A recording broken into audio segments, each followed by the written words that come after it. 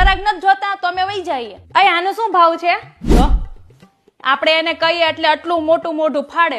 અય સાડી મેં સાડી પરાગ સાડી, તું પેલા અહીંયા પેલા તું અમને પેલા સાડી બતાડ પરાગ સાડી વાળી. તેમ અમે ક્યારના અહીંયા બેઠા છે ને ભાવ હરખો કર, અમે તારે ત્યાં જાવીએ જ છે. જો 2 ગરાક લઈને આવી છું. આ કેવી લાગે છે? પણ આ કલર છે ને તમારા ભાઈ નથી ગમતો. અય આ કલર નહીં, આ કલરમાં પિંક કલર હોય ને તો બતાડ. આ બેન ક્યારના જોવે છે પણ આપડી આવ્યા ને એની પહેલાના બેઠા છે. બોલ લે બેન, એક સાડી નહીં ગમતી હોય પણ હું એમ કહું છું. ઓય પેલા અમને બતાડ ને ભાઈ, હવે હરખી રીતના હિસાબ કરજે હો. કઈ પેલાનો હિસાબ મને ખબર છે તે કેવી રીતના કર્યું, તો બધું તે ગણતરી કરી લીધી હતી. આ વખતે તો મારી આંખની સામે જ કરજે. આજકાલના છોકરાઓ લગ્નની ખરીદી બધા બાબુ ને બેબી આખા ગામને અંદર લાવે સ્ટોરની દુકાન. આપણી વખતે તો તમારા ભાઈ છે ને 20 વર્ષ થઈ ગયા હજી સુધી મારી આરે છે ને સાડી લેવા નથી આવ્યા. બોલ લે.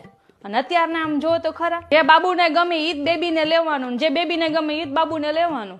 આમ નામ ત્યાં દિવાળી વહી જાય, લગ્નની તારીખે વહી જાય, આ બેબીને પણ કઈ ગમતું જ નથી. બીજું બેબી આવી જાય તોય બેબીને કઈ નહીં ગમે. હવે હમણાં ઓલી ઓર્ગેન્ઝા કાપડ ઉપર આવી છે એ બતાડ ને. તો બધું હારું હારું જ બોલશે આપણે મોઢા ઉપર કે તમે આ સાડી પહેરશો તો માધુરી દીક્ષિત લાગશો, રવીના ટંડન લાગશો, શ્રીદેવી લાગશો. પણ આપણને આપણી તો ખબર જ હોય ને કે આપણું મોઢું કેવું છે. શ્રીદેવી જેવું મેચિંગ નથી થતું. એમ તો સારો છે પણ તમારે છે ને ભાવ ઓછો કરાવો ને તો એ તરત કરી દે, પણ તમારે થોડીક માથાકૂટ કરવી પડે. હું તો એમ કહું છું હજી 300 કીધું હોત તો આપી દેતો. કેવું છે?